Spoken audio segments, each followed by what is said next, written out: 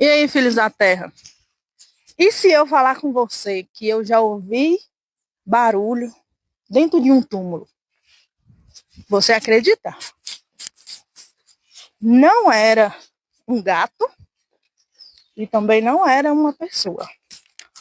O barulho vinha de dentro do túmulo. Especificamente esse túmulo aqui, ó.